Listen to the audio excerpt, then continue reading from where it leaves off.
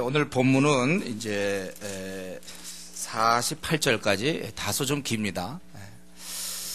오늘 본문의 그 핵심은 이제 두 가지인데, 하나님께서 이방인들에게 구원을 주시길 원해요. 그 이제 오늘이 처음 시작입니다.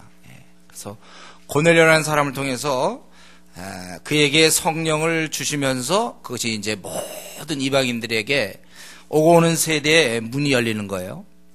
근데 이제 한 가지 고민은, 그런데 그 일을 할 이제 베드로에게 문제가 있는 거죠. 베드로가 이방인을 만나려고 하잖아요.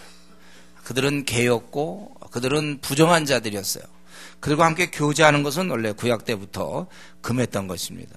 그래서 이 두 가지 문제가 주님이 오심으로 이런 모든 게 다 이제 철폐되고 더 이상 거룩하고 속된 것, 뭐 부정한 것, 정한 것 이런 게 나눠지지 않는데, 이제 이 문제를 정리하기 위해서, 그래서 1절부터 먼저 33절까지는 베드로와 고넬료가 어떻게 만나는, 이 만날 수가 없거든요. 이건 만나는 쪽에 내용을 담고 있고, 그러고 나서 이제 최초의 이방인 그 고넬료가 성령을 받는 이제 그러한 장면이 크게 두 가지로 나눠집니다. 그래서 고넬료는 환상을 보게 돼요. 나중에 보면 이제 천사가 나타났다고 이렇게 22절에 보면 이제 그가 거룩한 천사의 지시를 받아, 이렇게 또 30절에 보면 제9시 기도를 하는데 갑자기 한 사람이 빛난 옷을 입고 내 앞에 섰다. 이제 천사가 나타나서 베드로를 초청하라 이렇게 되어 있어요. 초청하라. 그래서 사람을 보냈다는 것이죠. 고넬료라는 사람은 어떤 사람입니까? 그는 이달리아 부대 군대의 백부장이라, 로마 군인이에요. 뭐 그렇게 높은 건 아니죠. 그냥 군대의 백부장. 그런데 그것보다는 그가 로마의 군인이었기 때문에 뽑힌 것이 아니라, 그 다음 그는 경건하기 때문에 하나님이 이렇게 상대할 만한 사람이었다는 거예요. 지금 기도에서 기도로 토스가 되는 걸 느껴집니까? 경건한 사람들끼리 움직여지는 거예요. 우리 누가복음에도 처음에 예수님 이렇게 잉태했을 때 보면 다 성령의 충만함 이렇게 경건한 사람들이, 사람이 아무리 많아도 하는 사람은 이게 경건한 사람을 하나님이 이제 쓰시는 건데, 여기 보면 그의 경건의 특징은 온 집이 하나님을 경외하고 있었고, 그리고 백성을 아주 많이 구제했다고 그랬어요. 많이 구제를 했어요. 구제를 하되 많이 했고 하나님께 항상 정기적으로 끊임없이 기도했다는 것입니다. 그래서 제9시쯤, 그러니까 3시쯤 되겠죠. 3시. 그때 고넬료에게 네 기도와 구제가 하나님 앞에 상달되어 기억하신 바가 되었습니다. 얼마나 기도를 열심히 했으면, 또 구제를 열심히 했으면 그게 상달될 정도로, 뭐 다 그 정도 수준이면 이렇게 상달 안 됐을 텐데, 그는 정말 전심으로 기도와 구제가 하나님 앞에 상달되어 기억하신 바가 되었기 때문에, 이제 너는 그 시몬을 청하라. 요빠로 보내서 베드로라는 시몬을 청하라. 가이사라와 요빠도 이제 해변가에 있는 건데, 요빠에서 약 48km에서 50km 북쪽으로 올라가야 돼요. 그러면 거기 이제 가이사랴, 거기는 그 당시 로마 군대가 주둔했던 곳인데, 거기에 이제 가이사랴에서 지금 요빠니까 밑으로 내려오겠죠. 청하라 그랬습니다. 그는 무드장이 시몬의 집에 가죽을 가지고 이제 그 가죽 가지고 뭘 만들어낸다든가 이제 그런 직업을 가진 바로 그 시몬의 집에 또 시몬이 있는 거죠. 베드로가 그곳에 있는 거예요. 그래서 그가 하인 2명을, 자기의 그 청지기 2명을 보내고, 그 다음에 부하 가운데 경건한 사람이라고 그랬으니까 한 명의 군인을 호위해서 이렇게 가게 했는지 모르겠어요. 왜냐하면 나중에 19절에 보면 그에게 말씀해서 2사람이 너를 찾는다 그랬거든. 3명이 갔지만 그런 의미가 될 수 있겠고, 아니면 어떤 본문에는 또 3사람이라고도 돼 있습니다. 그래서 어쨌든 그렇게 보냈다는 거예요. 그래서 이들이 성에 가까이 갔을 때 이들이 베드로한테 가지만 베드로는 절대 갈 사람이 아니거든. 그래서 베드로에게 9절부터 거의 16절까지 보면 이제 환상이 보여집니다. 하늘이 열리는 거예요. 그가 이제 기도하려고 지붕에 올라가니, 하여튼 이 신앙의 선배들은 항상 기도 시간이 있었어요. 그래서 요 6시면은 12시거든요. 기도하려고 지붕에 올라가니, 그 당시 이스라엘 지붕을 이렇게 좀 기도도 할 수 있고 쉴 수 있는 공간으로 만들었는데 옆에 항상 계단이 있고. 그랬더니 가서 환상을 보게 되는 거예요. 좀 먹을 마음도 있었죠. 시장 가요 먹고자 좀 배도 좀 고팠는데 기도 시간에 기도하는데 이제 환상 중에 하늘이 열리면서 한 그릇이 내려오는 거예요. 큰 보자기 갖고 그 내기를 메어 땅에 들이었더라. 그런데 그 큰 그릇은 뭡니까? 한 그릇은 땅에 있는 각종 네 발 가진 짐승과 기는 것과 공중에 나는 것이 있다고 그랬어요. 그러니까 이 그릇이 얼마나 많았겠습니까? 요만한 건 뭐 1인분 내려온 게 아니죠. 뭐냐면 각종 네 발 가진 짐승, 또 기는 것, 공중에 나는 새들은 날아다녀야 되는데 다 그릇에 이제 다 이제 차분하게 앉아 있는 거겠죠. 그러니까 그릇이 얼마나 클지 모르겠죠. 큰 그릇이 보이는 거예요. 온갖 짐승들 다 있어. 그거 다 먹어라 이거죠. 그럼 가서 먹으면 되는데 문제는 온갖 짐승 있는 거 보니까 이제 구약에서 얘기하던 정한 것, 부정한 것이 구분되어 있다는 것이죠. 이 정한 것, 부정한 것 섞일 때는 그 정한 것이 소용없거든요. 그러니까 자기는 그런 거를 나는 베드로가 있잖아요. 그렇게 먹으라고 그랬지만 사실 배고파서 먹어야 되지만 그 주여 그럴 수 없나이다. 14절. 속되고 깨끗하지 아니한 것을 내가 결코 먹지 아니하였느라. 어떻게 이런 걸 잡아먹겠느냐. 아마 거기 돼지가 있었을지도 모르겠죠. 그런 거 잡아먹으면 안 되거든. 못 먹는다. 그랬더니 소리가 있어. 하나님께서 깨끗하게 하신 것을 네가 속되다 하지 말라. 하나님은 그거 깨끗하다고 그랬다는 거예요. 근데 네가 그거 속되다 하면 되느냐. 하나님이 이렇게 하는데 너 왜 네 방식 갖고 그러냐. 그거죠. 속되다 하지 말라. 이런 일이 3번 있으면, 그러니까 먹어라, 못 먹습니다. 너 왜 속되다 그래. 이런 게 아마 3번이 되겠죠. 그러나 그것이 하늘로 또 올라갔던가. 큰 거대한 접시가 쫙 올라갔다 내려왔다. 이렇게 3번 했다. 뭐 이런 환상이 있는가. 그래서 이 베드로가 이게 뭐냐. 17절. 아주 의아해 했는데, 그러면 이제 뭐 짐승이 나타난다가 뭐가 좀 나타나는 게 아니고 사람이 하나 나타났어요. 바로 그 이제 어떻게 보면 부정한 자였는지 모르겠죠. 바로 고넬료가 보낸 사람들이 그 시점에서 나타나가지고 이제 얘기하는 거죠. 그 환상을 생각해서 도대체 이것과 저 이방인 저거 아주 그 속된 이방인과 이 음식물은 어떤 차이가 있을까 막 이런 생각을 했는지 모를 때 성령님이 지시하기를 너를 찾으니 일어나 내려가 의심하지 말고 함께 가라. 내가 그들을 보내었느니라. 그래서 이제 내려가서 너희들이 왜 왔느냐 그랬더니 22절에 백부장 고넬료는 의인이요 하나님을 경외하는 사람인데 그가 칭찬도 듣고 거룩한 천사의 지시를 받아 당신을 그 집에 청하여 말을 들으려고 하는데 베드로가 불러들여 유숙하게 벌써 불러들여서 이방인 같은 사람들을 유숙했다는 것은 이제 나름대로는 어느 정도로도 좀 정리가 된 거죠. 이게 하나님이 그런 계획이 있나 보다 이런 생각을 한 것 같아요. 그러고 나서 이제 베드로가 같이 갑니다. 그래서 그들과 함께 갈 때 요빠에서 온 형제들도 함께 가요. 요빠에서 또 형제들이 가는데 6명이죠. 그거는 우리 11장 12절에 보면 성령이 내게 명하사 아무 의심도 말고 함께 가라 하시매 이 6 형제도 나와 함께 가서 그 사람의 집에 들어가니 아마 이 중요한 문제를 놓고 증인의 역할을 했는지 또 같이 보려고 간 것 같아요. 6명의 형제도 갔다는 거예요. 그래서 보니까 어땠습니까? 가이사라는 사람, 가이사에 들어가니까 고넬료라는 그 사람이 막 그의 친척을 막 모집한 거야. 친척들 다 오라고 그러고 또 오라고 가까운 친구들을 모아서 기다리고 있는 거야. 그만큼 이 모임이 얼마나 중요한지. 왜냐하면 자꾸 환상을 통해서 그를 초청해서 들으라고 그랬으니까 이건 보통이 아니다. 이거는 친구들 막 데리고 오는 거죠. 이때.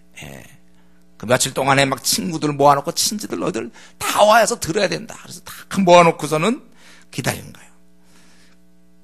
그 말씀이 귀하다 이런 마음을 갖는 거죠. 사실 우리가 항상 이렇게 예배 드릴 때 이런 자세를 해야 돼요. 여러분들이.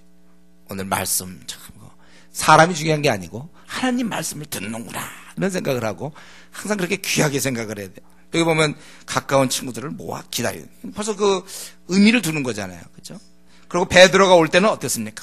발 앞에 엎드려 절해요. 처음 보는 사람이겠지만 엎드려 절해요. 베드로가 나도 마찬가지다 하고 사양하게 되고 그리고 사실은 얘기하기를 유대인으로서 이방인과 교제하며 가까이 있는 것이 유법인 줄 너희도 알거니와 뭐 워낙 유대인들과 이스라엘은 그건 뚜렷했으니까 유대인들하고 이방인들 사이에는 뚜렷한 거죠. 그러나 하나님께서 내게 지시하사 아무도 속되다 하거나 깨끗하지 않다 하지 말라 하시기로. 그러니까 이미 베드로로서 안 거죠. 이게 사람에 대한 거였고 이방인에 대한 거라는 걸 알게 된 거예요. 그래서 내가 사양하지 않고 왔는데, 그래 어떤 일이 있어서 나를 불렀는지 얘기하라. 그랬더니 고넬료가 또다시 얘기하기를 내가 기도하라 그랬는데 또 빛난 옷을 입은 사람이 내 기도를 듣고 구제를 기억했다 그러고 요바에 보내어 베드로나 시몬을 청하라 그래서 이렇게 유숙하러 갔다. 이제 당신에게 하나님께서 주께서 당신에게 명하신 모든 것을 듣고자 하여, 그래서 다 하나님 앞에 있나이다. 사람 한 명 데려다 놓고서 하나님 앞에 있다고. 그가 하나님의 일꾼인 것을, 사도인 것을 인정하는 것입니다. 그래서 이제 베드로가 이제 얘기하게 됐다는 거예요.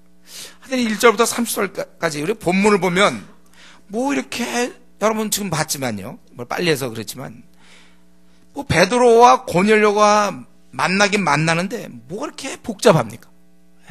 절차가 아주 복잡해요. 뭐 이런 만남이 있습니까? 우리는 이걸 잘 볼 때 하나님께서 지금 이방인들의 이제 구원을 원하시는 거죠. 그런데 이 베드로가 이방인을 좀 만나줘야 되는 거예요. 근데 베드로에게는 이 선입견이 있단 말이에요. 만날 수가 없어요. 그렇다고 그러면 베드로를 놔두고 만약 그냥 성령을 주시면 어떻게 되나요? 근데 이거는 하나님께서 원치 않아요. 이방인 구원은 원하시지만 따로 노는 건 원치 않아요. 하나님은 이방인 구원도 너무 중요한 문제였지만 이렇게 한 형제 자매가 연합되어서 주를 섬기는 거, 한 몸 그리스도, 그리스도의 한 몸이 되기를 원한다는 거예요. 그렇지 않고 이들은 떨어져 있었는데 따로 예수님 믿으면 이들은 나눠지는 거예요. 그래서 구원을 기뻐하시지만 동시에 또 기뻐하시는 뭐냐면 한 사도적 전통, 유대인이나 이방이나 함께 연합돼서 주를 섬기는 것을 하나님께서 원하시는 것입니다. 만약 이때 그냥 고넬료에게 그냥 성령을 부어주시면 아마 이방인들은 이방인대로 이들과 뭐 사도와 무관하게 신앙생활을 했을 거예요. 그렇다면 하나님께서 원하시는 대로 이방인이나 유대인이나 한 가족이 되어서 하나가 되어서 한 몸으로 연합하여 동일하게 주를 섬기는 것이 이루어질 수 없었을 거라는 것입니다. 우리 여기서 이렇게 왜 절차가 복잡하고 천사를 보내고 성령을 보내고 또 저쪽에 이렇게 하고 왜 이렇게 하시는가? 그만큼 하나님께서는 이런 영적인 질서를 원하시고 우리의 연합에 대해서 아주 원해요. 형제가 동거함이 너무 아름답다고 시편 기자도 얘기하고 있죠. 여러분, 우리는 이거 문득 이렇게 보통 잘 이 시대의 분위기 속에서 잊혀지기 쉬운 것 중 하나 중요한 여러분 개념이 있어야 돼. 한 몸. 우리는 주의 한 몸이다. 이 개념이 다 우리에게 있어야 돼. 나누이는 거 원치 않아요, 주님께서. 우리가 오직 한 몸으로서 함께 자랄 것을 원하십니다. 우리 에베소서 강의할 때 제가 말씀드린 에베소 4장에 보면 4장 1절에 에베소 4장 1절부터 이렇게 보면 제가 갖고 있는 성경은 312쪽인데요. 그러므로 주 안에서 갇힌 내가 너희를 권하노니 너희가 부르심을 받은 일에 합당하게 행하여 에베소 4장입니다. 모든 겸손과 은유로 하고 오래 참음으로 사랑 가운데 서로 용납하고 평안에 매는 줄로 성령이 하나 되게 하신 것을 힘써 지키라. 몸이 하나요? 성령도 하나, 부르심의 한 소망, 주도 한 분, 믿음도 하나, 세례도 하나, 하나님도 한 분. 그래서 만유를 통일하시고 만유 가운데 계시도다. 이렇게 얘기했습니다. 여기 보면 우리 보고 하나 되기를 힘쓰라 이렇게 얘기하지 않았어요. 우리는 어떨 때 우리는 다 하나가 되어야 합니다. 막 구호 제창 원치 않아요. 왜냐하면 우리는 이미 하나가 벌써 되었기 때문에. 다만 오늘 본문에서 원하는 건 뭐냐면 그걸 힘써 지키라는 거예요. 하나됨을 힘써 지키라. 왜요? 우리는 갈라지기 쉬운 존재거든요. 우리는 좀 까다로운 존재 아닌가요? 우리는 이렇게 좀 비판을 좀 잘할 수 있어요. 그죠? 저와 여러분은 사실 솔직히 그런 면에서 뭐 굳이 배워야 되는 거 아니에요? 남을 비판하거나 이런 거. 왜냐면 내 눈에 있는 들보는 잘 안 보이고 형제 눈에 그 티 같은 거 있잖아요. 이런 게 잘 보인다니까. 어떻게 그렇게 잘 보이냐? 들보가 얼마나 큰 겁니까? 그거는 잘 이상하게 안 보여. 근데 그 티 같은 건 아주 너무나 기가 막히게 잘 보는 거예요. 그러니까 우리가 뭐 어떤 문제에 대해서 뭐 이렇게 비판하고 이러는 건 유치부도 잘할 수 있어요. 다 그건 잘할 수 있어요. 예. 우리는 그런 성향이기 때문에. 그러나 하나님은 우리가 하나 되기를 굉장히 원하신다. 그래서 하신 것을 심써 지키라 이렇게 돼 있어요. 왜요? 이거 그냥 대충 넘어가면 다 깨지게 돼 있습니다. 심써 노력하지 않으면 하나 되기가 여러분 얼마나 어려운지 알고 있습니까, 여러분? 예. 가정에서 부부가 하나 되는 것도 무지 어렵고, 교회에서 목사와 성도 간에 하나 되는 거 되게 어렵고, 특별히 부서들도 말이죠. 특별히 여전도회 같은 경우. 하나 되기 무지 어려워, 여전도회. 남전도회는 그나마 뭐 애당초 뭐 일도 안 하니까 뭐 싸울 일도 없지만, 여전도회들 뜨거운 열심들이 있거든요. 여전도 회장을 보십시오, 여러분. 웬만한 게 여전도 회장. 불타오르지 않습니까? 그 앞에 누가 섭니까, 그냥. 촥촥촥촥 그냥. 다 깨어지고 막 전투하고 그러잖아요. 정말 여전도회들은 굉장해요. 그러니까 뭐 교회마다 요즘 한국교회 보면은 또 목사와 이 당회, 장로님들 가운데 또 그냥 보이지 않는 전투가 계속되고. 그러니까 우리 성도들이 전투를 하긴 하는데 주로 교회에서 목사와 장로, 여전도회 간의 그 회장과 막 붙고 서로 간에 또 부딪히고. 원래 그렇게 돼 있어요, 우리는요. 뭐 안 그런 척해도 소용없어요. 우리는 다 그런 사람들입니다. 집에 가면 또 집에 가서 또 이 탁월한 전투력을 또 집에 가서는 이제 아내와 한판 하거나 남편과 한판 하고, 또 자식 나면 자식과 또 한판 하기도 하고, 직장 가면 또 상관과 한판 해야 되고, 부하 직원과 한판 해야 되고, 꾸준히 우리는 이제 하고 있는데, 그러나 그걸 하나님이 원하시는가? 그건 또 다른 문제. 여기 보면은 오히려 평안의 매너주로 성령이 하나 되게 하신 것을 힘써 지키라. 이미 하나기 때문에 나뉠 수가 없고 지켜야 된다. 그래서 이 지키는 방법이 거기 나온 거잖아요. 지키려면 먼저 너의 내적 품성을 좀 바꿔야 돼. 뭘로? 모든 겸손과 온유. 이 온유는 성령의 열매 중에 사락과 희락과 화평과 오래 참은 자비, 양성, 충성, 온유가 나오잖아요. 온유. 온유는 쉽게 얘기하면 이제 뼈 없는 사람 같은 사람. 자기가 있지만 넉넉한 사람들. 온유함. 받아줄 수 있고. 그러니까 삐치지 않는 사람들이 있죠. 편안한 사람. 이 온유를 여러분 생각해요. 주님의 모습이 온유였거든요. 어땠을까? 다 받아주는 모습. 대부분 이제 완벽주의자들이 좀 어려워요. 온유하기가. 다 기준이 있으니까. 그런데 온유하라고 그랬어요. 그렇지 않으면 받아줄 수가 없거든요. 모든 겸손과 온유로 하고, 내적 성품은 그래야 된단 말이에요. 그리고 오래 참음으로, 오래 참고 또 용납하라고 그랬어요. 용납. 그래서 그걸 또 본인은 힘써 지킬 때만이 우리가 하나가 될 수 있어요. 그러니까 오늘날 교회 같은 경우가 깨지는 경우가 참 많죠. 이게 쉽지가 않으니까. 이 사실 모든 겸손이 쉬운 겁니까? 온유가 쉽습니까? 우리의 죄성을 가지고는. 하나님의 특별한 은혜가 필요해요. 우리가 온유해지려면. 그러니까 온유에 대한 기준은 뭐 간단하죠. 여러분이 공동체에 내가 있으므로 공동체가 그냥 편안한가. 막 투터투대고 막 싸움도 하다가 내가 쓱 들어가면 이상하게 화평의 기운이 감돌기 시작해. 사람을 이렇게 화목해 하는 그런 게 온유예요. 그래서 원래 이 온유한 기질은 개발돼야 되는 겁니다. 처음부터 우리 갖고 태어나지 않았어요? 계속해서 성령의 열매를 맺어가면서. 그래서 내가 한마디로 내가 공동체에 딱 들어가는 순간 막 분위기가 좀 살벌하고 서로 막 싸우려고 하다가도 내가 들어가면 쫙 펴지면서 이렇게 부드러운, 뭐 눈 녹듯이 말이죠. 이런 분위기들이 싹 고양되는 그런 사람이 있어요. 원래. 그 공동체를 아주 편하게 하는 사람이 있어요. 여러분 한번 자신을 생각해 보세요. 내가 들어가면 참 이렇게 편안합니까? 아니면 싸해집니까? 왜 내가 들어가면 사람들이 막 다들 긴장합니까?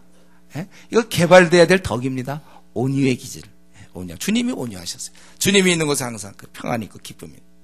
내가 그래서 회사에 딱 들어가도 회사 분위기 요즘 뭐 다 그냥 먹고 살고 딱 이럴 때 그런 온유한 내 기질을 가지고 회사 분위기가 참 편해지는 거예요. 편안해지고.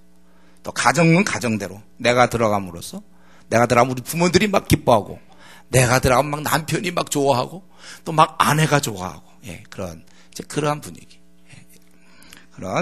그러면서 또 본인의 성품은 그래야 되고 다른 사람에 대해서 오래 참아. 이거 문자 그대로 그냥 오래 참는 거예요.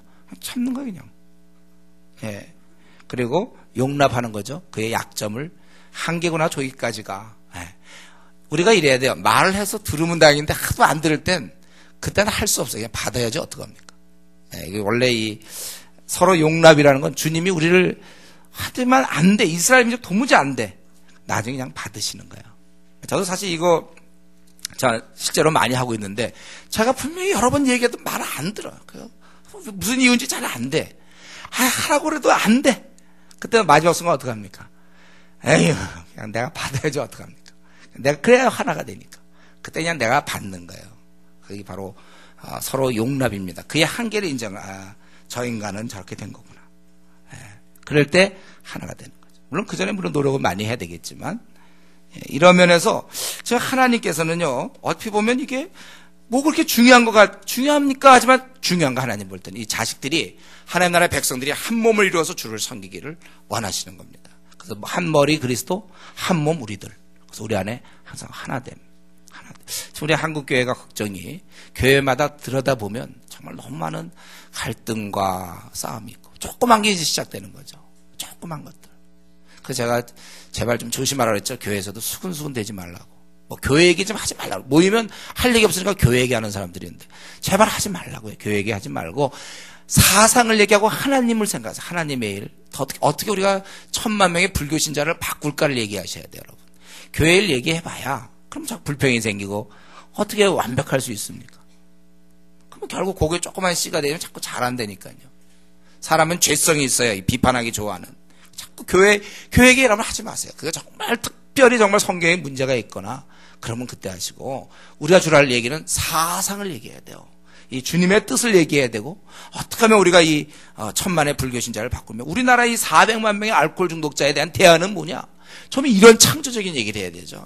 300만의 노름 중독자가 있는데 어떻게 노름 중독자 어떻게 할 것이냐? 한방 가서 쳐서 다 돈을 따서 그만하게 할 것이냐? 뭐 어떻게 할 것이야, 여러분? 300만 노름 중독자 때문에 가정이 막 깨지지 않습니까, 요즘? 이거 어떻게 노름해갖고 다 잃어버리고 지금 노숙인들이 다 그런 거 아니에요. 중소기업 뭐 사장이었는데 조금 친구 교회 물어보죠. 한 번 발 들여놨다 그냥 끝난단 말이죠. 이들은 어떻게 할까요? 우리나라에 200만 명이 지금 윤락업소에 종사하고 있어요, 여성들이. 200만 명 어떻게 여러분 할 겁니까? 청소년들이 지금 우리 한국교회 절반이 줄었어요, 청소년들. 그나마 있는 청소년들의 꿈이 뭐라고 그랬어요? 연예인 되는 거. 밤낮 텔레비전에서 연예인 만나니까 그들이 하고 있는 거 흉내내고 그들의 말을 따라하고 그들은 그들에게 그렇지 않으면 이제 이거 안 하면 자기들은 공부해야 되니까. 입시와 이것밖에 없으니까. 아니면 이제 게임으로 빠지는 거죠. 그냥 가상의 세계에서 막 죽이고 그냥 자기 점수 올라가면 좋고.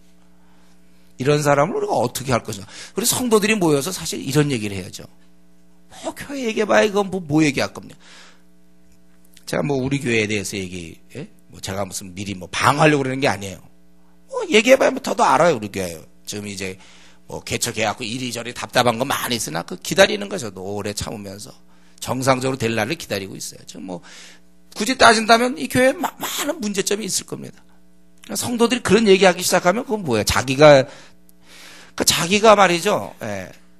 그건 누워서 침 뱉는 건 똑같아요. 자기가 이 교회에 속해 있는데 공동체 어떻게 하면 이걸 늘려나갈까 이걸 생각해야죠.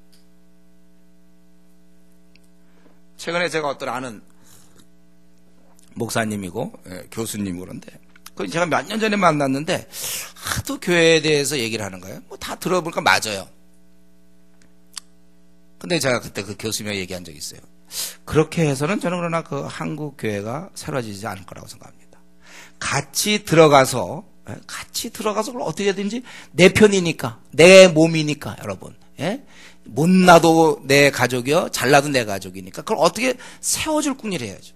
그래서 그 방법은 저는 아니라고 생각합니다. 근데 최근에 얘기를 들어보니까 더 극단으로 자꾸 흘러가고 있더라고요. 점점 더 극단으로. 굉장히 그 당시 젊은 교수였고 유능한 사람이었는데 지금 자꾸 이렇게 가.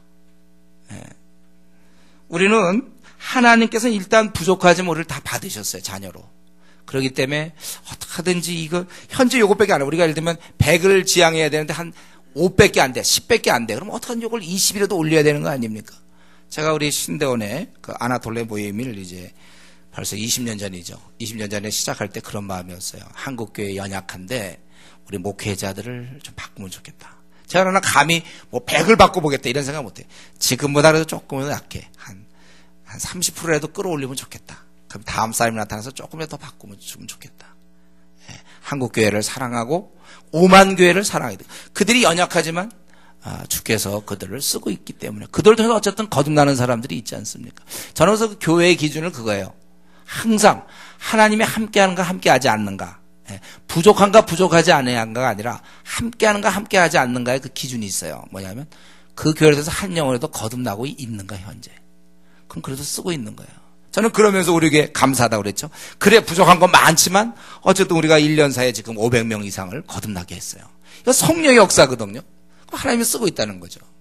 그거 감사해요. 고쳐나가지만 그거 감사하단 말이에요. 더 우리가 그러니까 각자가 여러분도 마찬가지 늘 그런 자세로 우리가 한 몸이기 때문에 그걸 힘써야 되는 거죠. 지금 사실 1절부터 지금 33절까지 이렇게 길게 저는 사도행전 보다가 이 부분 보면 참 어떤 때 좀 지루할 때가 있어요. 뭐 음식 내려오고 또 뭐 그러나 물론 이제 그걸 상상하면 괜찮죠. 큰 그릇, 무지 큰 그릇이겠구나. 그 그릇은 그게 내려오려면 굉장히 무거울 텐데 내려가고 새들이 얌전하겠고 뭐 이런 거 상상하면 재밌긴 해요.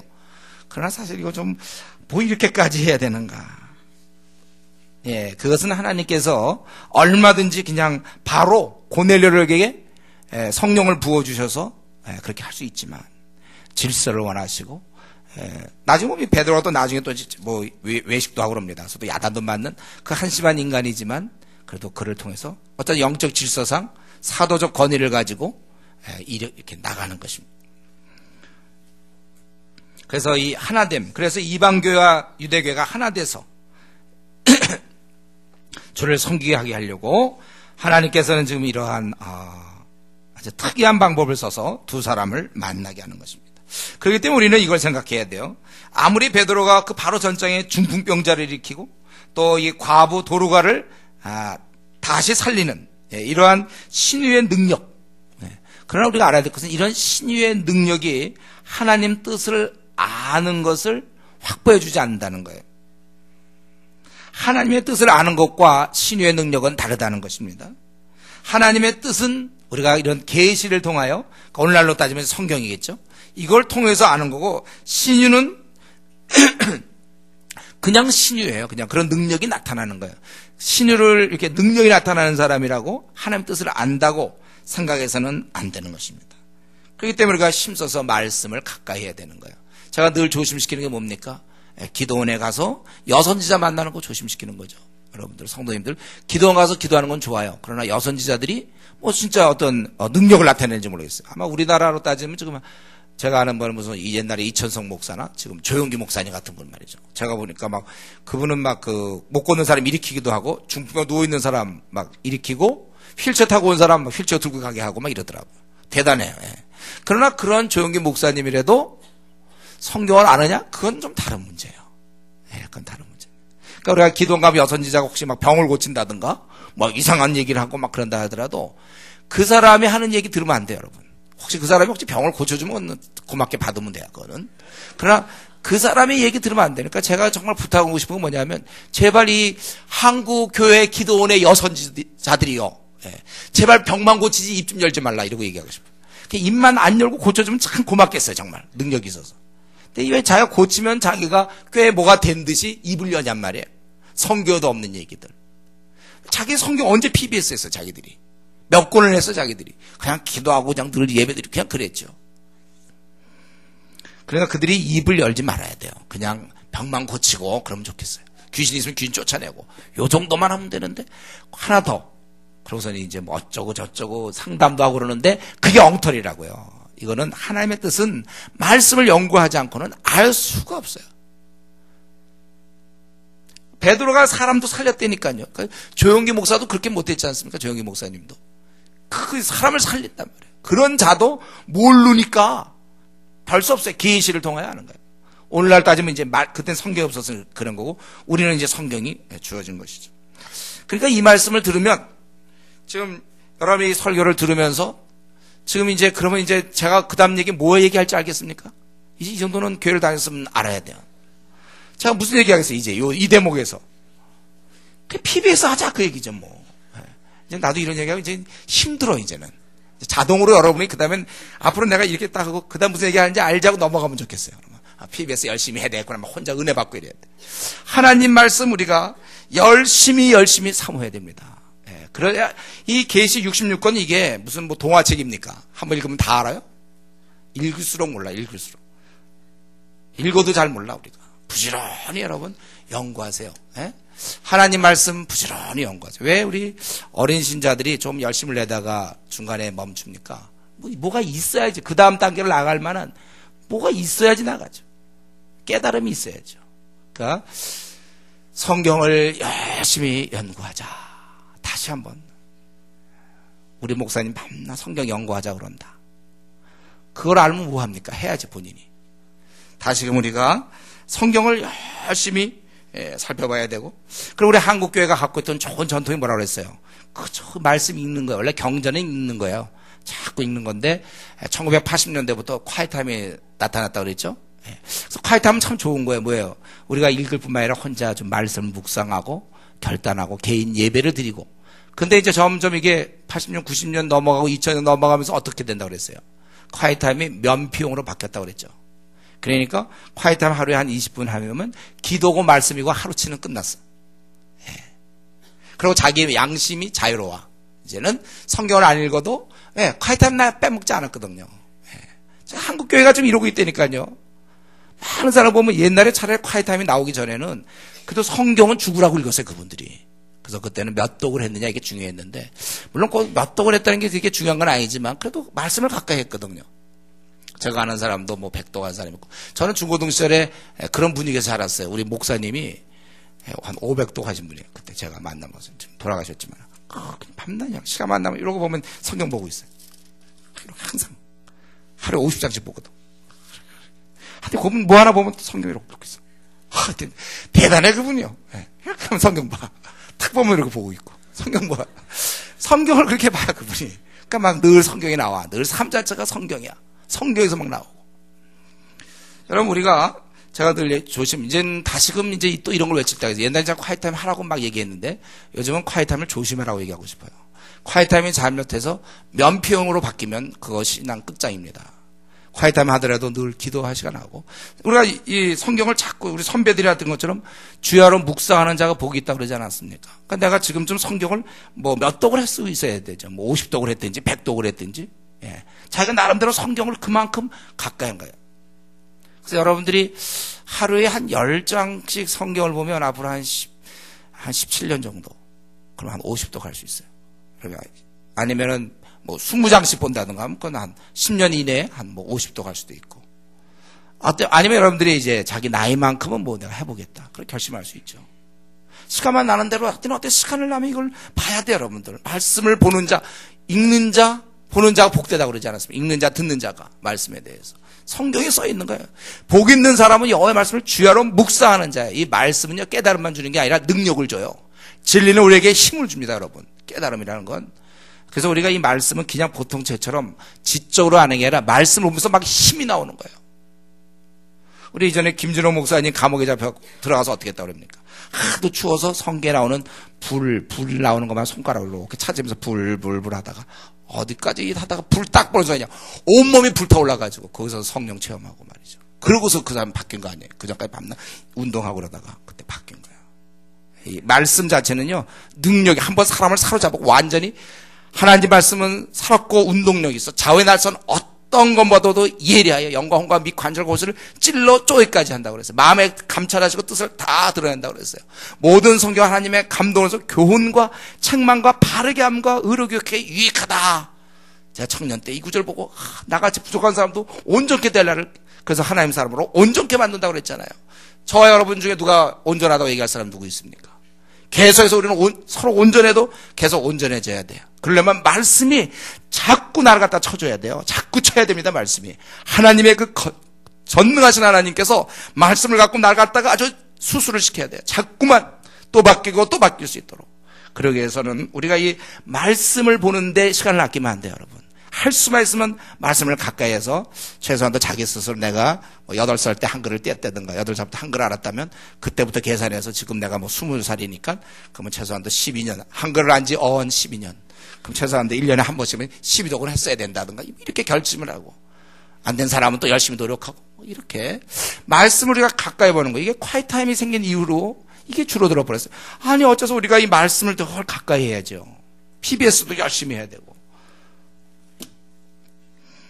우리 바울 사도가 디모데에게 전심전력, 네가 말씀을 가르치는 것, 말씀을 읽는 것과 가르치는 일에 네가 청렴하고 전심전력하여 네 믿음의 진보를 나타내라 그랬어요. 믿음은 이 말씀으로 자라는 것입니다. 오직 그리스도의 은혜와 전하는 지식에서 자라가야 돼요. 말씀을 우리가 이만큼 사모해야 되고, 당시 베드로에게는 이런 신약이 주어지지 않았습니다. 하나님의 아직 뜻이 이제 시작되고 있기 때문에 예수 그리스도의 죽음이 무엇을 의미하는지, 부활이 무엇을 의미하는지, 그 주님을 통하여 모든 열방을 이렇게 하나 되게 하십니다. 로마서 14장 우리를 하나 되게 하시고 15장에 특별히 15장에서 서로 받으셨다고 주님이 이방 열방으로부터 찬양받기를 원하신다고 그렇게 돼 있어요. 그런 의미에서 이것은 정말 이런 많은 시간이 걸릴 수밖에 없는 것은 그 깨달음을 위해서, 또 하나님이 이렇게 해서라도 하나 되게 하기를 그렇게 원하신다. 그래서 여러분, 나누는 건 나쁜 겁니다. 우리가 항상 하나 되기를 힘쓰고 어떻게 하면 그 부족함을 메꿔줄 수 있을까, 그 생각을 해야 돼. 항상 머릿속에 어떻게 하면 저 부분을 도울 수 있을까, 고칠 수 있을까, 바꿀 수 있을까. 그래서 기도도 하고 찾아도 가보고 하여튼 온갖 지혜를 다 해서 이걸 갖다가 우리가 최소한도 내가 현재 우리 주은혜 교회의 상태보다 내가 10%를 올리겠다, 내가 노력해서 그렇게 하세요.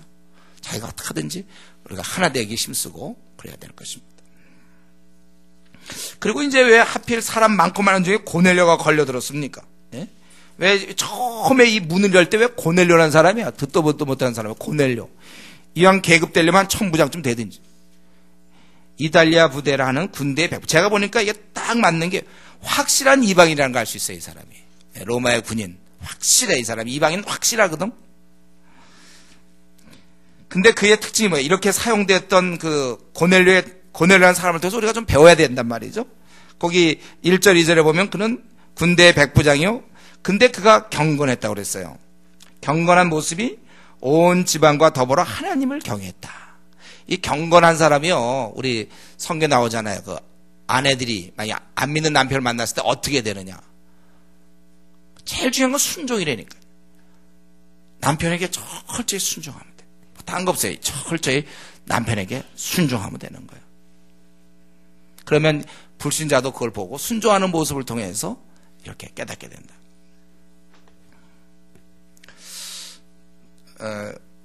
우리 남편과 아내 그런 얘기할 때 좀 많이 얘기하잖아요. 남자들은 이 인정받기를 원한다고 그랬어요. 여자는 사랑. 그래서 남자들은 인정받기를 원하고 명예와 인정을 원하고, 여자는 사랑을 받기를 원해요. 남자들은 사랑받기를 원하는 게 아니에요, 여러분. 우리 이제 앞으로 여기 결혼하신 분이나 이제 결혼해야 될 사람, 남자는 인정받기를 원하는 거예요.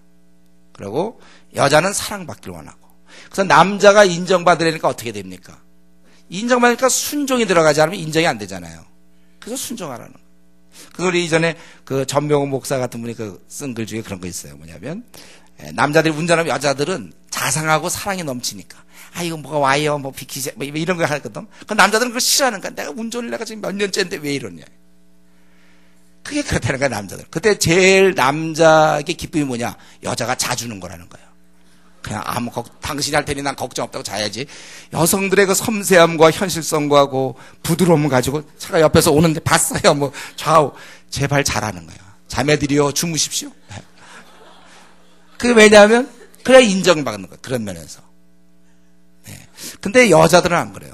여자들은 인정받는 걸 원하는 게 아니라 사랑받기 원해요. 성경은 그래서 이걸 이미 갈파하고 에베소에 뭐라고 했습니까? 아내들이여 순종하라. 이거 왜냐하면 그의 명예를 세우라는 거, 인정해 주라는 거고, 남편은 뭐예요?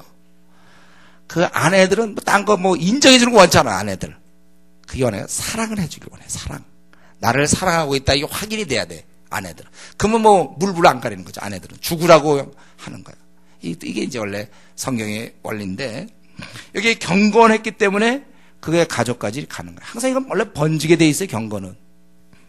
그래서 그 집안이 굉장히 안정되었고, 그리고 어떻게 됐습니까? 여기 보니까 백성을 많이 구제했다고 그랬어요. 많이 구제했다.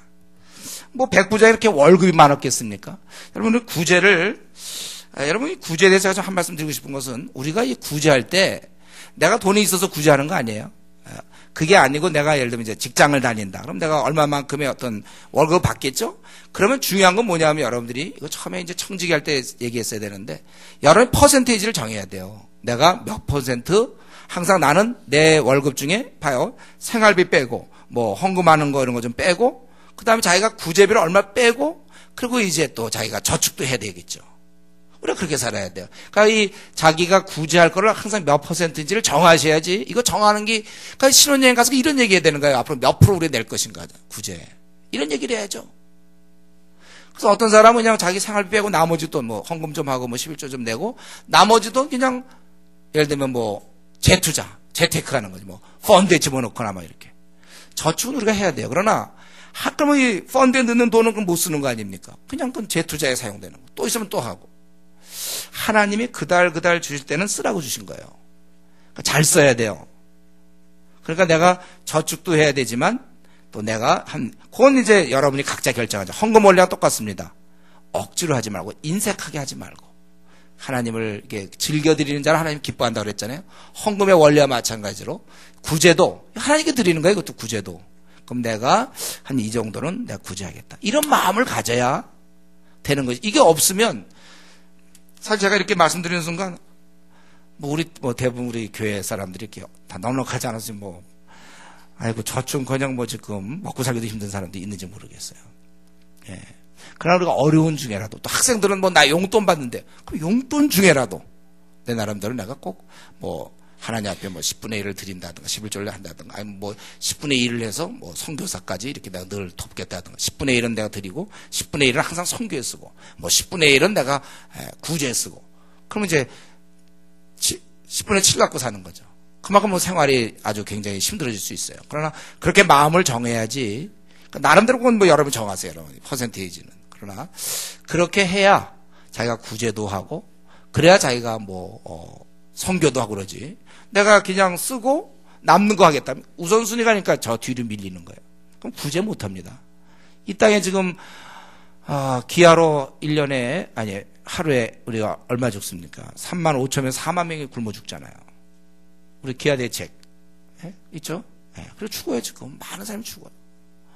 우리가 이 돈을 그저 내가 재테크하는데 펀드에다 넣어버려야 되겠다.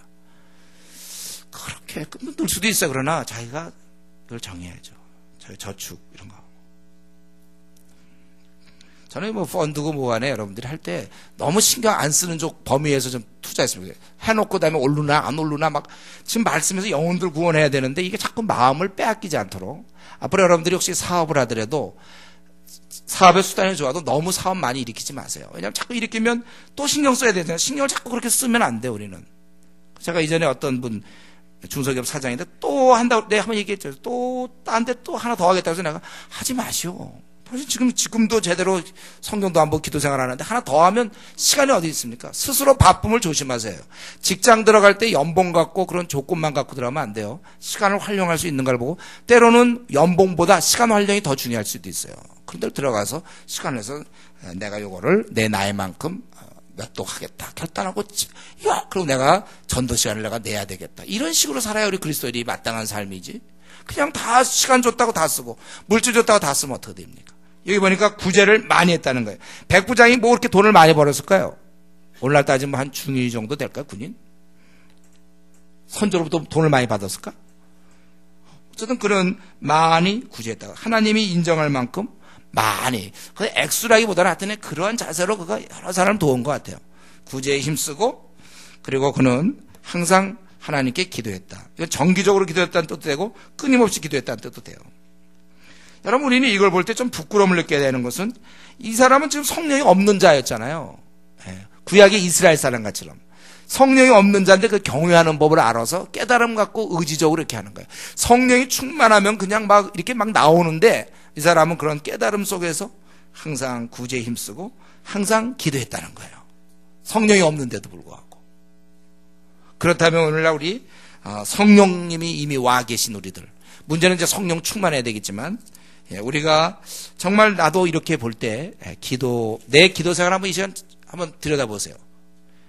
남들이 봐도 또 내가 생각하면 나는 기도에 항상 정기적으로 힘쓰는 사람인가.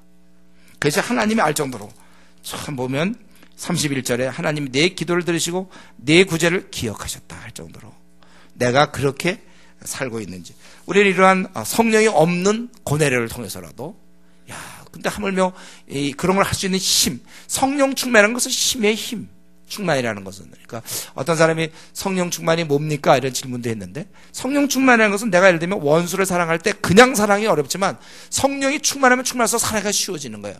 전도도 사랑하면 사랑할수록 쉬워지는 것이고, 또 내가 누굴 섬기는 것도 쉬워지고, 여러 사람에게 여러 모양 되는 것도 쉬워지고, 성령이 충만할수록 이 말씀을 따르기가 쉬워지는 거예요. 고난도 기뻐할 수 있고, 감사가 그냥 감사가 나오지만 성령 충만하면 충만할수록 더 깊은 감사가 막 나올 수 있고, 성령 충만은 그런 것입니다. 우리는 지금 그런 사람인데, 내가 구제하는 건 좀 어떤지, 또 내 기도 생활이 어떠한지를 우리는 점검해서, 정말 하나님은 다 보고 계시니까 하나님이 내 기도를 기억할 만큼 내가 기도에 이렇게 열심을 내고 있는지 살펴볼 수 있습니다. 어쨌든 첫 번째 단계, 베드로와 그 고넬료가 만나는 일에 하나님이 이렇게 신경을 많이 쓰시고, 그리고 이제 두 번째, 그들에게 이제 성령을 주시는 건데 34절부터 마지막 48절까지죠. 베드로가 이렇게 베드로는 어떻게 설교했을까 한번 우리 생각해 보면 좋겠는데요. 베드로는 입을 열어 말하되 내가 참으로 하나님은 사람의 외모를 보지 아니하시고, 이방인 유대인 뭐 이런 게 아니구나. 각 나라 중 하나님을 경외하며 의를 행하는 사람은 다 받으시는 줄 깨달았어요. 비로소 이때 다 각 나라의 사람을 하나님 받는구나, 이걸 깨달았단 말이에요. 그런데 이것은 이제 곧 갈릴리부터 시작해서 하나님께서 이스라엘에게 보내신 말씀, 그건 예수를 통해서 그 화평의 복음을 전한 것인데, 그것은 갈릴리에서부터 시작돼서 온 유대에 두루 전파된 것이다. 화평의 복음을 전했다고 그랬어요. 그 내용이 38절에서 예수님이 두루 다니시면서 선한 일을 행하시고 마귀에 눌린 모든 사람을 고치셨으니, 영육간에 다 고쳤겠죠. 이는 하나님께서 함께 하셨습니다. 그리고 이 일에 바로 우리가 39절에 보면 우리가 증인이 된다고 그랬습니다. 그는 나무에 달려서 죽었지만 40절에 사흘 만에 다시 살아나셨습니다. 그래서 모든 자가 아니고 특별히 우리에게, 특별히 사도를 중심으로 우리에게 이것을 보여주셨다고 했습니다. 나타난 것을. 그리고 보여주신 그분은 42절 33절에 얘기하기를 우리에게 명했었습니다. 뭐라고 명했습니까? 백성에게 전도하라고. 뭐 괜히 예수님이 헛되이 십자가에 죽고 부활한 게 아니고, 이걸 통하여 수많은 사람이 구원받기를 원했기 때문에 사도들에게 보여주며 백성들에게 전도하라, 그렇게 얘기했다는 거예요. 전도하라. 그 전도할 때 그 내용이 이거 꼭 있어야 돼요. 뭐냐면 두 가지죠. 42절에서 그분이 재판장이다, 앞으로 우리의. 그리고 43절엔 그분은 우리의 구세주가 되신다. 앞으로 미래에 그분은 재판장으로 나타나실 것인데, 근데 우리가 현재 그분을 통하여 죄사함을 얻을 수 있다. 이 내용이 꼭 들어가야 되는 거예요. 그러니까 우리 주님이 부활하시고 제자들에게 나타나서 전도하라고 명하셨는데, 그 전도의 내용은 예수 그리스도는 우리의 심판주, 미래의 심판주이시며, 그러나 지상에서는 또 우리의 구세주가 된다. 자, 우리 전도 집회 때마다 많이 얘기하죠. 지금 그분을 구세주로 만나지 못하는 자는 나중에 심판주로 만나는 거예요. 우리가 나중에 심판주로 안 만나려면 지금 그분을 구세주로 마음에 모셔드려야 된다는 것입니다. 참, 우리가, 그러니까 여러분들이 이제 토요일마다, 어제도 우리 전도 팀들 모여서 하루 종일 어제 이제 그런 시간을 가졌는데, 여러분들이 가서 복음을 증거하고 그럴 때마다 꼭 넣어야 될 내용이 바로 이겁니다. 앞으로 당신은 예수 그리스도를 꼭 어쨌든 지금 뭐 원하지 않아도 관계없이 꼭 만나게 됩니다. 그분은 우리의 모든 생사의 문제를, 죽은 자와 산 자를 심판하실 분이십니다. 우리가 그 얘기를 꼭 할 수 있어야 돼요. 그리고 우리가 그 심판을 당할 때 우리의 죄로 멸망받지만, 그러나 지금 그 죄를 떨어버릴 수 있습니다. 지금 죄 용서를 받을 수 있습니다. 그분을 통하여, 구세주이신 주님을 통하여 우리가 됩니다. 이 내용을 우리가 잘 전해야 되고, 베드로는 이 핵심을 전했고, 그때나 지금이나요, 사실은 구원 얻는 방법은 변하지 않아요. 똑같아요. 천국 가는 길은 똑같습니다. 주님께 나와서 자신의 지은 죄를 자백하고 그러면 되는 거예요. 사실 불교를 포함한 일반 종교들은요, 구원받기가 실제로 참 어렵습니다. 왜냐하면 온갖 고행을 다 해야 돼요. 항상 선행을 쌓아야 됩니다. 어떤 때 막 절도 막 많이 해서, 어떤 때 뭐 제 친구 중에도 하나 있는데 3000배를 했다는 사람도 있어요. 3000배. 허리 다 부셔지는 거예요. 그런 고생을 하면서 허리가 어떻게 됐든 간에 3000배 이상 하고 막 이래요. 막 얼마나 고생하는지 몰라요. 또 우리 승려들은 보통 집을 다 버리고 가갖고 떠나서 속세를 다 버리고 가서 그냥 새벽 4시면 일어나서 예불 드리고, 그래도 과연 그 사람이 구원받을지 그건 잘 몰라요. 해탈될지 몰라. 노력할 뿐이죠. 착한 면에서 완전해야 되는데, 우리가 뭐 떨어져 있는 것도 아니고 같이 이런 세속적인 사회에 살면서 온갖 나쁜 사람 다 만나가면서 우리가 참 깨끗하게 되기 얼마나 어렵겠습니까? 참 이거 어려운 거예요. 그러나 우리 주님께서는 정말 우리 같은 사람들에게 자비를 베푸셔서 누구든지 예수님께 나와 죄를 고백하면, 죄를 자백하고 용서를 구하면 되는 것입니다. 근데 이제 문제는 그거죠. 사람들이 자기 죄를 깨닫지 못한다는 거. 남의 허물은 잘 보지만 자기 죄를 깨닫지 못해요. 그것은 왜 그렇습니까? 악한 마귀가 자꾸 붙잡고 있으니까. 악한 마귀가 우리가 그러니까 기본적인 영적 무지함이 있어요. 무지해. 우리가 자기 자신을 들여다보지 못해.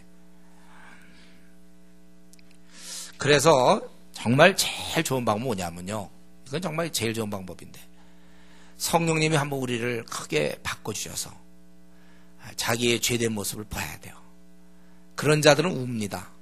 그래서 엉엉 우는 거, 우리 애기 태어났을 때도 애기 울어야 이제 태어났구나 이거 믿는 것처럼, 한번 주님을 있잖아요. 주님 만나서 한번 엉엉 여러분 울어야 돼요. 며칠을 울어야 돼요. 우는 소리에 따라 우리 더러운 죄성들은 다 사라져가는 거죠. 엉엉 울어야 돼요. 한번 이 시간에요, 뭐 제가 일일이 다 물어볼 수는 없어요. 한번 스스로 물어보세요. 자기 정말 한번 주님 만나서 한번 엉엉 울어본 경험이 있습니까? 참 주님 때문에 아주 뒹굴어본 경험이 있나요?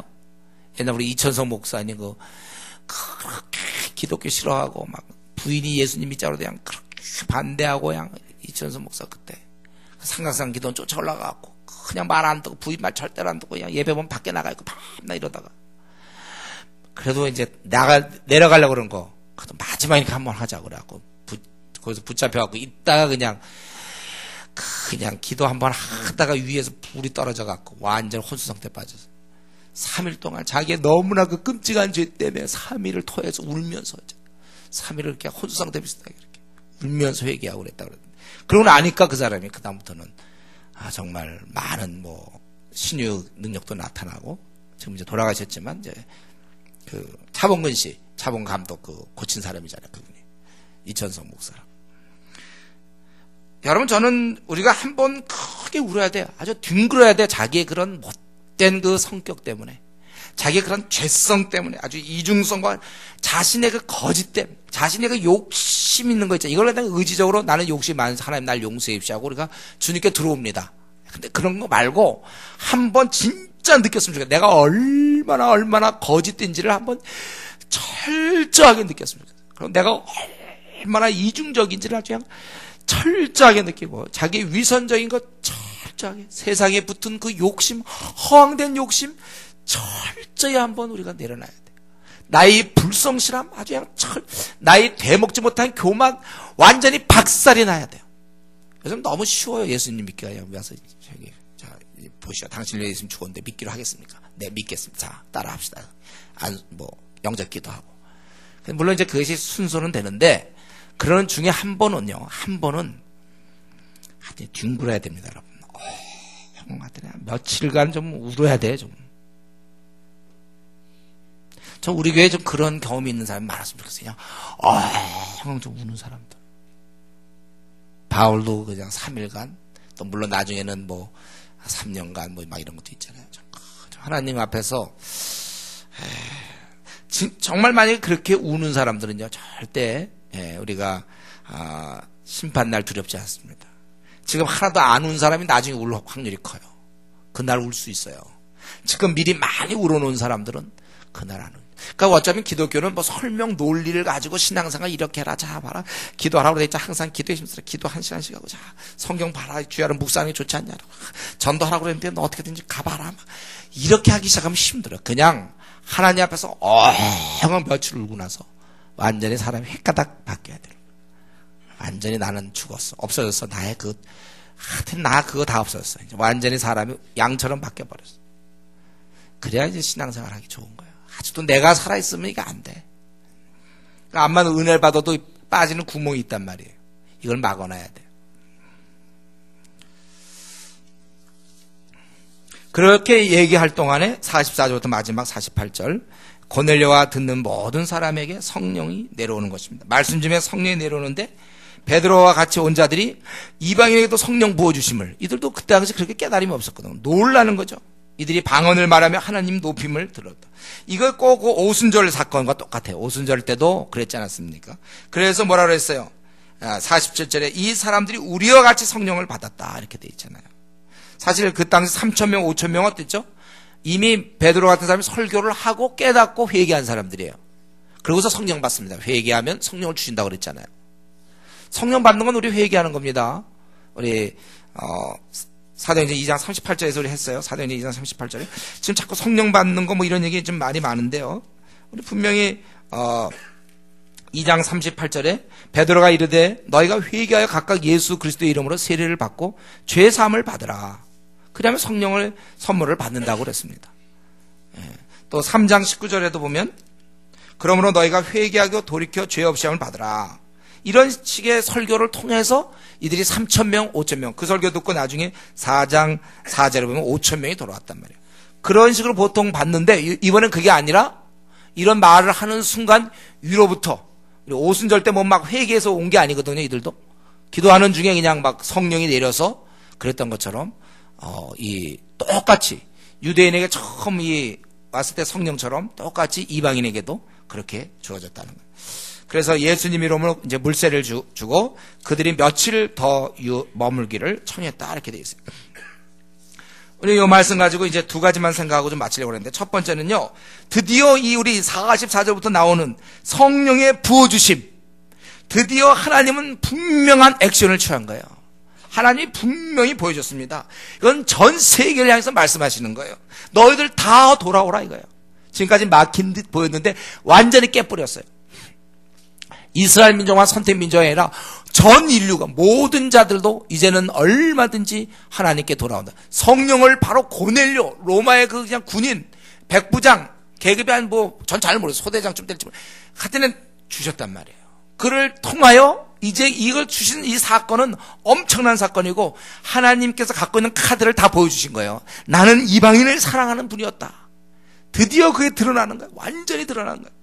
온 인류의 모든 인류 구원을 주시기를 원하시는 하나님의 마음, 의도가 여기서 완전히 드러난 거예요. 충격적인 일이죠. 이스라엘 민족 자기들만 받는 선택 민족이 알고 이방인 개로 여겼고, 또 실제로 구약에 보면 막 상대도 하지 말고 뭐 따라하지 말고 막 이랬는데, 사실은 하나님의 속마음 속에는 모든 인류를 향한 구원이 우리 하나님 마음에 있다는 것이고, 이게 더 이상 어떻게 이걸 가지고 더 이상 다른 말 할 재간이 없게 확 분명하고 확실하게 나타난 거예요. 전 세계 인류를 향하여 얼마든지 너희들 하나님의 자녀가 될 수 있고 너희도 성령을 받을 수 있다. 이방인들도 받을 수 있다는 것입니다. 이방인의 구원을 원하신다는 거예요. 그래서 이런 복잡한 과정을 거쳐서 하나됨 때문에 그랬지만 결국은 주신 거예요. 하나님. 우리는 이 사건을 통하여 분명히 깨달을 것은 하나님은 열방이 주께 돌아오시기를 원한다는 거예요. 구원 주시기를 기뻐한다는 사실입니다. 자, 우리 졸리운 사람들이 있습니까? 깨십시오. 지금 전 세계를 향해서 얘기하는데 자고 있으면 되겠습니까? 하나님이 이 뜻을 지금 보여주셨는데, 이거 오순절보다 어쩌면 더 큰 역사일지도 몰라요. 물론 이제 지상에 성령이 오셨다는 게 물론 큰 사건이지만, 그러나 이제 그 오순절과 동일하게 다시 성령님이 이방인 고넬료에게 임했고 그 함께한 가족들이 이방인들에게 임했다는 거, 전 인류 향한 메시지예요. 너희들도 돌아와야 된다. 너희들을 내가 기뻐한다, 받아주겠다, 그런 뜻 아닙니까? 여러분, 우리는 이 주님께서, 하나님께서 모든 백성에게 구원 주시기를 기뻐한다는 사실을 절대로 잊어서는 안 되는 거예요. 그렇기 때문에 우리 일생, 앞으로 남은 생 항상 이 마음을 품어야 돼요. 아버지께서 모든 사람을 사랑하신다. 디모데후서 2장 4절에 하나님은 모든 사람이 구원을 받으며 진리를 아는 데 이르기를 원하시느니라, 그렇게 얘기했어요. 그렇기 때문에 하나님의 자녀인 우리들도 언제나 아버지처럼 세계와 열방이 우리의 관심사가 되어야 됩니다. 여러분, 이것이 우리의 관심이 돼야 돼요. 우리 앞으로 남은 생 어떻게 살려고 하십니까, 여러분? 앞으로 이제 10년 남았습니까? 20년 남았습니까? 40년 남았습니까? 환갑제는 아무래도 우리가 좀 힘이 좀 떨어져요. 아니, 열심히 만약에 한다면 나에게 얼마간의 기간이 나에게 남겨져 있는가? 그래서 앞으로 남은 생 어떻게 살려고 계획 세우고 있습니까, 여러분들? 근데 그 계획 속에 열방이 포함되어 있나요? 나는 이렇게 살 건데 그 계획 속에 열방이 포함되어 있냐? 무슨 일 하든지 전 세계 60억을 내 마음속에 품으면서 계획을 세우세요, 여러분. 계획을 세우시더라도 그저 만약에 결혼하면 부부간에 뭐 신혼여행 가서 이제 우리는 어떻게 할 것인가 라고 집을 몇 년 안에 장만하고 뭐 노후 대책은 뭐 그런 얘기 이제 그만하고, 그거는 이제 세상 사람들도 할 수 있는 얘기 아닙니까? 우리 하나님의 아들이요, 하나님의 딸인 우리는, 하나님은 온 인류를 생각하고 있는데 나는 그래 그저 온이 아니죠. 나는 그냥 요 동네의 집을 생각하고 있습니다. 요 집을 어떻게 장만할 것인가? 온 가족을 위해, 온 세상 인류를 위해 생각해야지. 내 남은 생 한번 폭발시켜야 돼. 나는 이 생을 한번 멋지게 써먹어야 되겠는데, 그렇다면 우리 아버지의 관심이 그거예요. 이 성령을 그냥 말하는 중에 그들에게 임하게 하셨던 우리 하나님 의도, 더 이상 이거에 대해서는 우리가 의심할 수 없어요. 여러분, 내가 이제 뭐 이런 생각도 하고 저런 생각도, 내 비전을 생각하고 이러지만 중요한 것은 나는 정말 내가 결혼하는 이유도 좀 이런 것이 있는가? 내가 어떤 것을 사업을 구상하든지, 내가 직장을 옮기든지, 또 내가 남편과 의논하고 아내와 의논할 때 우리들 대화 속에는 60억이 있는가? 여러분, 60억이 내 안에 없다면 그럼 우리는 정말 좀 억울해요. 한 번 태어나서 한 그 정도. 주님이 이미 모든 족속 제자 삼으라 했는데 나는 그저 하나 주택을 제자 삼습니까? 그 집장만, 아니면 나와 내 가족 먹고 사는 거. 요즘 노후 프로젝트가 있어요. 노후 대책 프로그램이 뭐 얼마가 있어 하더니 거기 프로그램에 참여한 일원으로서 그렇게 살다 끝날 겁니까? 우리가 이 남은 생 정말 한번 내가 그런 계획 속에서, 이제 우리 주님 만나려고 우리가 얼마 남은지 모르지만 그런 계획 속에서 우리가 살아야 되는 거 아닙니까? 가진 건 없지만 한번 우리가 그래. 하나님께서 지금 그에게 성령을 부어주셨어요. 이방인들에게. 분명한 의도입니다. 그를 통하여 이제 그 시작이 된 거예요. 그래서 우리까지 온 거 아닙니까? 이것은 계속돼야 되는 거예요. 한 가지만 더 얘기하고 좀 마치고 싶은데요. 그 다음부터 고넬료가 어떻게 했는지 잘 모르겠지만 적어도 이렇게 성령을 받은 이후의 모습은 여기 딱 나오죠. 48절에. 요거 한 모습 나오고 다음부터는 잘 모르겠어요. 뭐가 있습니까? 세례를 배우니 그들이, 이게 고넬료를 포함하여 가족이든지 하여튼 고넬료가 당연히 중심이 되겠죠. 가장으로서 베드로에게 며칠 더 머물기를 청하더라. 이거는요, 원래 환상에서 나온 게 아니에요. 이 환상 중에 베드로를 청하라는 얘기까지는 맞아요. 여기까지는 맞지만 수일 더 있어라, 며칠을 더 있어라는 건 본인의 결정이에요. 이것은 베드로를 수일 더 머물라고 한 것은, 며칠 더 머물기를 청한 것은 사실은 이제 더 하나님에 대해서 알기를 원하고 신앙에 대해서, 구원에 대해서 이런 것을 더 사실은 사모하기 때문에 그런 것입니다. 주님에 대해서 배우고 알기를 베드로가 아니라 사실은 주님에 대해서 알기를 원하는 것입니다. 누가 시켜서가 아니라 이것은 이제 성령이 임한 내적 속사람이 정말 성령의 그런 역사가 일어날 때 영적인 일에 관심을 갖기 마련이기 때문에 그래요. 참으로 우리 거듭난 그리스도인은 누구나 다 하나님의 뜻에, 하나님 말씀에 관심을 갖는 건 당연합니다. 하나님 나라의 일에 대해서. 우리 로마서 8장 5절, 육신을 따르는 자는 육신의 일을 생각한다고 그랬어요. 밤낮이 먹고 사는 거, 이방인들이 구하는 거잖아요. 무엇을 먹을까, 무엇을 입을까, 그 범주에 드는 거 있잖아요. 밤낮 그거 생각하는 거예요. 육신에 속한 자는. 그러나 육신을 따르는 자는 육신의 일을, 영을 따르는 자는 영의 일을 생각한다고 그랬어요. 이 차원이 달라요. 육신에 속한 자는 자기의 육신에 대한 것, 그러니까 노후 대책, 무엇을 먹고 살고, 우리 애들은 어떻게 공부시키고, 또 그 다음에 뭐 옷은 어떻게 입고, 집이 어떻게, 주로 이런 먹고 사는 문제. 이걸 무시하면 안 돼요. 먹고 살아야 돼요. 그러나 먼저 그의 나라를 구하려는 거예요. 이런 건 서로 안 생길 수도 있어요. 예.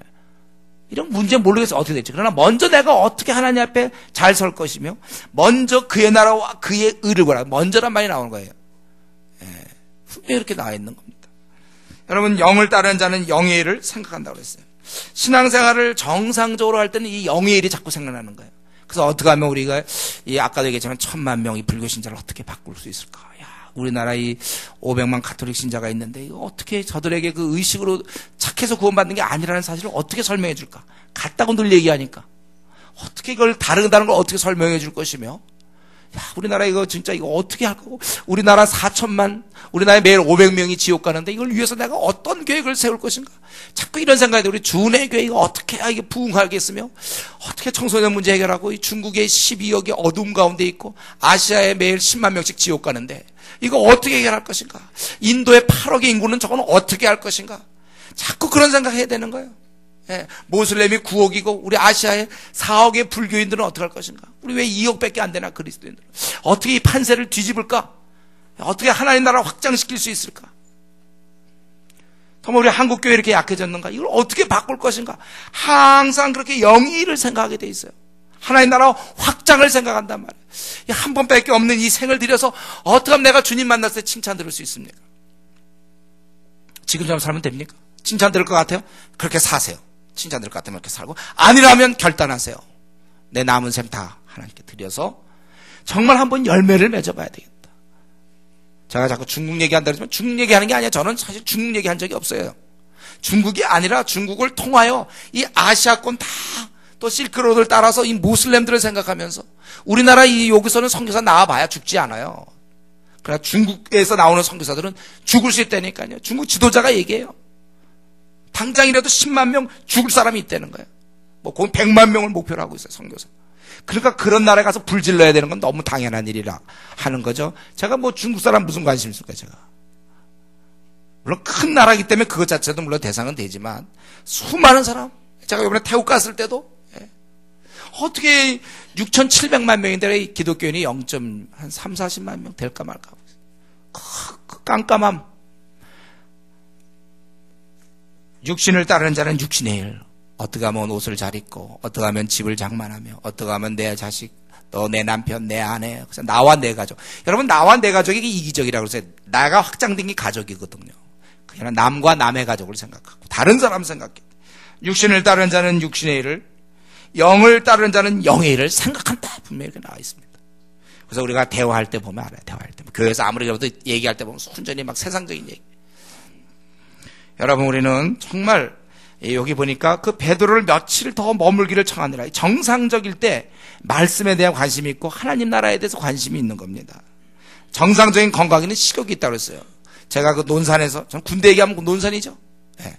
논산에서 더위 먹었을 땐 밥맛이 없다니까. 먹기가 싫어. 근데 우리가 정상인은 어떻습니까? 이제 이거 끝나면 그래도 밥을 먹으니까 아침 식사 못한 분들 그래서 많이 먹을 수가 있잖아요. 식욕이 있고. 정상적으로 우리가 건강을 유지하면 몇 끼 굶으면 또 배가 고프고 먹고 싶고. 근데 병이 나면요, 밥 먹기도 싫어요. 우리가 정상적인 영적인 건강을 유지하는 사람들은 말씀을 정말 삼아요. 베레아 사람들은 날마다 성경이 그러한가 말씀을 많이 삼아요. 그리고 그들의 관심은 어떻게 하면 이 영적인 것을 확장시킬 수 있을까? 이 문제를 어떻게 돌파할 수 있을까? 거룩한 성령님 이거 어떻게 해결할 수 있습니까? 간구하면서 문제를 돌파해 나가고 그 나라를 이루기 위해서 애를 쓰고 자꾸 그렇게 되는 거예요. 관심이 거기가 있어요. 우리 어제 그 간증 중에 그런 간증이 있었잖아요. 제가 이제 신앙 갖고 전도하면서부터 바뀌었다고 그랬죠. 그래서 어제 뭐 있었어요. 그냥 자기도 모르게 택시를 타면 택시 운전기사랑 얘기하게 되고, 예? 사람을 만나면 자꾸 얘기하게 되고, 그러다가 택시 운전기사가 교회 다닌다면 그건 다 할렐루야죠. 그럼 또 교회 얘기하고 신앙생활 뭐 어떻게 성경 보냐, 기도생활하고, 또 뭐 의탕 가서 때를 밀어주면서 또 복음을 얘기할 수밖에. 그러니까 저절로 그렇게 되는 거예요. 관심이 글로 가게 돼 있어요. 이걸 뭐 의지적으로 교회 다니는 성도님들 여러분 목욕탕 가서 꼭 때를 밀어주시면서 복음을 꼭 전하는 게 좋습니다. 꼭 그렇게 하십시오. 제가 이렇게 설교해서 됩니까?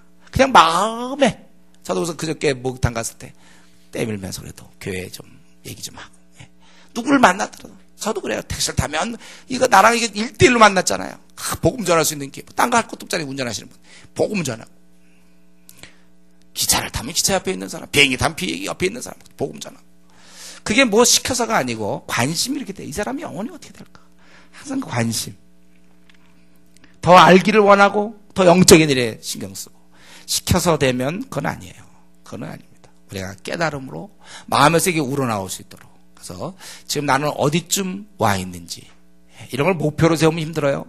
힘들어서 교회 못 나와. 우리 교회 우리 교회 그때 어제도 간증 중에 뭐예요? 하루에 4시간씩 전도해야 되는 교회.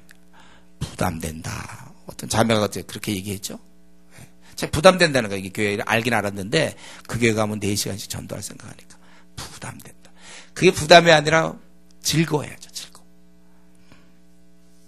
저는 요 고넬료가 성령 받은 이후에 그는 더 며칠 더 머물기를 청하는 이런 모습 속에서 바로 그렇게 이건 그냥 이런 마음 우리가 이렇게 이런 마음이 그냥 저절로 생각 한 번이라도 더 하나님 말씀을 드리려고 제가 아는 어떤 여집사님이 있었는데 그분은 밤낮 그냥 집에만 가면 이렇게 틀어놔요.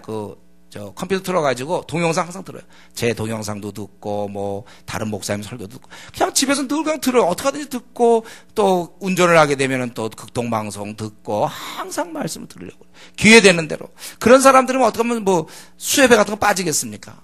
제가 도저히 뭐 시간상 도저히 불가능한 경우 아니면 뭐 애라도 들쳐없고 뭐 어떻게 하든지 수협에서도 드리고 금요기도도 하고 지금 우리가 신앙의 자유가 있어서 마음껏 하는데 그걸 목사가 여러분 성도님들 수협에 빠지지 마십시오. 이래서 나오면 뭐합니까? 자기 마음속에 한 번이라도 더 말씀을 들으려고 더 깨달아 보려고 더 기도해 보려고 이런 식으로 돼야 된다는 거예요. 이런 말씀과 예배에 대해서 관심이 어떻습니까?